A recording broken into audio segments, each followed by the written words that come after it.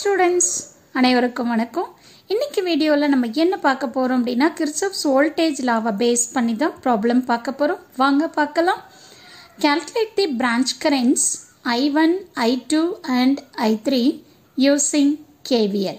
KVLங்கிறது Kirchhoff's voltage law. So இந்த ப்ராப்ளம்ல அவங்களே branch current கொடுத்துட்டாங்க.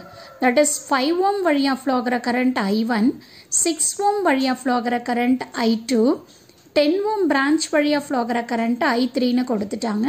அடுத்து லூப்போட டைரக்ஷனும் அவங்களே மென்ஷன் பண்ணிட்டாங்க. ஸோ ரெண்டு லூப்லையும் வந்து பார்த்தீங்கன்னா லூப்போட டைரக்ஷன் எப்படி கொடுத்துருக்காங்கன்னா கிளாக் வைஸ் டைரக்ஷனில் கொடுத்துட்டாங்க. நார்மலாக நம்ம என்ன பண்ணுவோம், எத்தனை லூப் இருக்குது, ஸோ எந்த பிரான்ச்சில் என்ன கரண்ட்டு போகுது அப்படிங்கிறத நம்ம தான் மார்க் பண்ணுவோம். பட் இந்த ப்ராப்ளமில் அவங்களே எல்லாத்தையும் கொடுத்துட்டாங்க. ஸோ ஒன்றுமே பிரச்சனை இல்லை. நம்ம என்ன பண்ணணும், கிர்ச்சாஃப்ஸோட வோல்டேஜ் லாவை அப்ளை பண்ணணும். ஸோ கிர்ச்சாஃப்ஸோட வோல்டேஜ் லாவை அப்ளை பண்ணுறதுக்கு முன்னாடி நமக்கு ரெண்டு விஷயம் தெரியணும். ரைசிங் பொட்டென்ஷியல்னா என்ன, ஃபாலிங் பொட்டென்ஷியல்னா என்னன்னு தெரியணும். சரியா, கரெக்டா? ஸோ ரைசிங் பொட்டென்ஷியல்னா என்ன, உங்களுக்கு நெகட்டிவ்ல இருந்து பாசிட்டிவ்க்கு போச்சுன்னா, தட் இஸ் ட்ராவலிங் டைரக்ஷன் வந்து நெகட்டிவ் டு பாசிட்டிவ் அப்படின்னா ரைசிங் பொட்டென்ஷியல். அப்போ ரைசிங் பொட்டென்ஷியல்னா நமக்கு என்ன வரும், பாசிட்டிவ் பொலாரிட்டி வரும். அதே மாதிரி பாசிட்டிவ்ல இருந்து நீங்கள் நெகட்டிவ்க்கு போகிறீங்க அப்படின்னு சொன்னீங்கன்னா இது fallen potential. So positive to negative போகிறீங்க அப்படின்னா இது ஃபாலின் பொட்டென்ஷியல். ஸோ இப்போ ஃபால் அப்படின்னா நெகட்டிவ் பொலாரிட்டி போடணும். சரிங்களா? நெக்ஸ்ட் இன்னொரு விஷயம் என்ன அப்படின்னா, வோல்டேஜ் லா அப்படின்னா V is equal to IR, current into resistance. வோல்டேஜோட வேல்யூ கொடுத்துருந்தாங்கன்னா டைரெக்டாக நம்ம அப்படியே எழுதிக்கலாம்.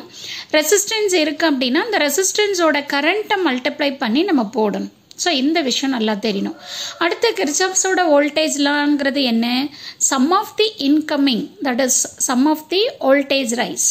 இன்கமிங் இல்லை, sum of the voltage rise is equal to sum of the voltage falls. So இதுதான் வந்து கிர்ச்சாஃப்ஸோட voltage law. இல்லை அப்படின்னா in any closed circuit the algebraic sum of all the voltages is equal to 0. அது கிர்ச்சாஃப்ஸோட voltage law. சரிங்களா? இப்போ நம்ம என்ன பண்ண போறோம் அப்படின்னா, இந்த கொடுத்துருக்கிற இந்த சர்க்கியூட்டுக்கு கேவிஎல் அப்ளை பண்ணி எப்படி பிரான்ச் கரண்ட்டை கண்டுபிடிக்கணும் அப்படிங்கிறத நம்ம பார்க்கலாம். ஸோ ஃபர்ஸ்ட் நான் என்ன பண்ணேன், இந்த சர்க்கியூட்டை எடுத்துட்டு இதை லூப் 1 லூப் 2ன்னு எடுத்து மார்க் பண்ணிக்கிட்டேன்.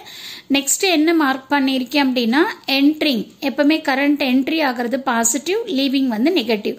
அந்த பொலாரிட்டி தான் நான் எல்லா இடத்துலையும் மார்க் பண்ணியிருக்கேன். Positive negative, positive negative, positive negative.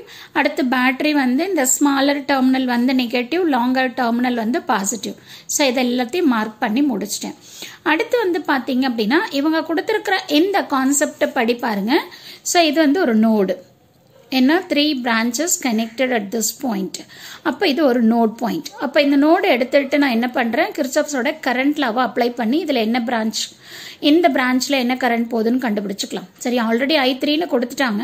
இந்த I3யை நம்ம எப்படி எழுதலாம் அப்படின்னா, இங்கே பாருங்க, I1ங்கிறது moving towards a node point, I2ங்கிறது மூவிங் அவே. டுவர்ட்ஸ்னா பாசிட்டிவ், அவேனா நெகட்டிவ். அப்போ இது வழியா போற கரண்ட் நம்ம எப்படி எழுதலாம் அப்படின்னா I1 மைனஸ் I2. அப்போ I3ங்கிறது என்ன அப்படின்னா I1 மைனஸ் I2ங்கிறது தான் I3. ஓகேவா? அந்த விஷயத்தை தான் நான் என்ன பண்ண போறேன், இங்க ஈக்குவேஷன் எழுதுறப்போ சப்ஸ்டியூட் பண்ண போறேன். அவ்வளவுதான்.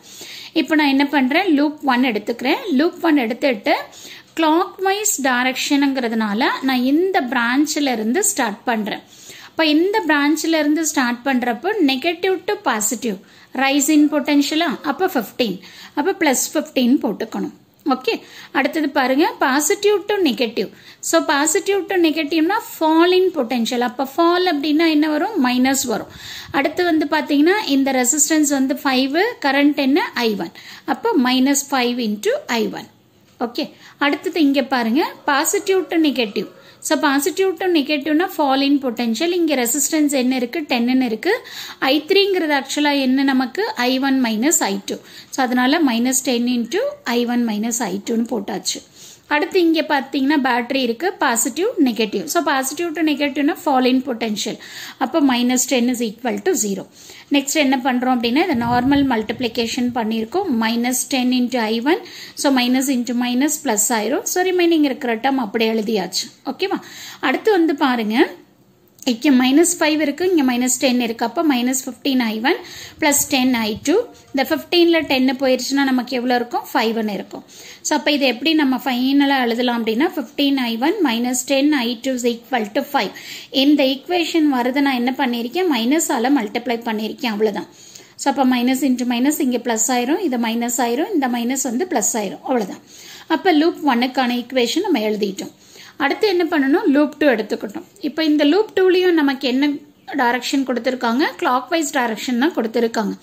அப்போ negative to positive. Negative to பாசிட்டிவ்னா ரைஸ் இன் பொட்டன்ஷியல். அப்போ நம்ம என்ன எழுதணும்? பாசிட்டிவ்ல எழுதணும். இப்போ பாருங்கள் 10ன்னு எழுதிட்டேன். ஓகேவா?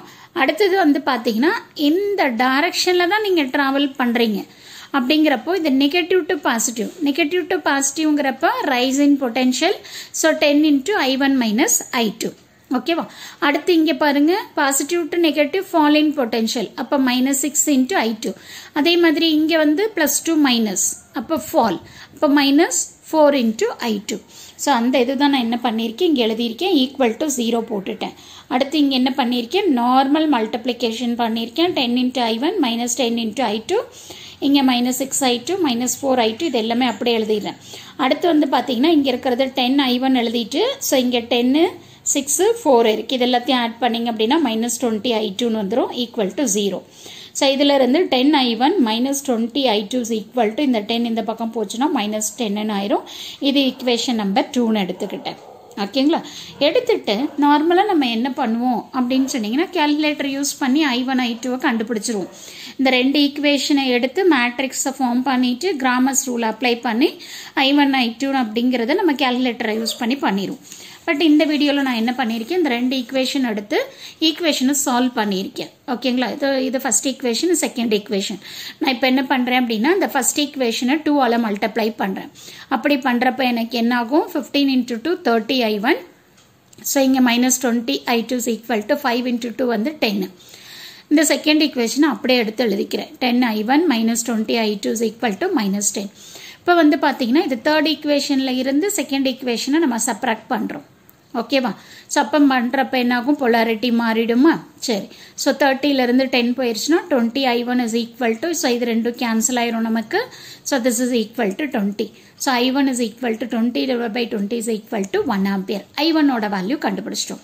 கண்டுபிடிச்சதுக்கு அப்புறம் நம்ம என்ன பண்ணலாம் அப்படின்னா இந்த ரெண்டு ஈக்குவேஷன்ல இருந்து எந்த ஈக்குவேஷன் வேணாலும் எழுதிக்கலாம்.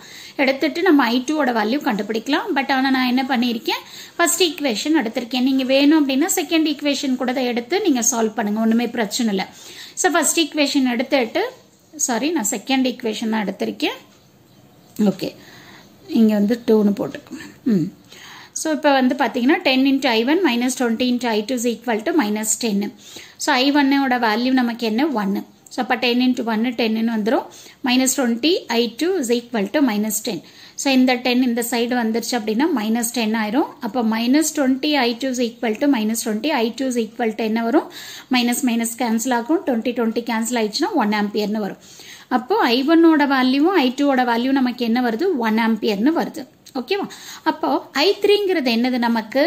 I3ங்கிறது வந்து I1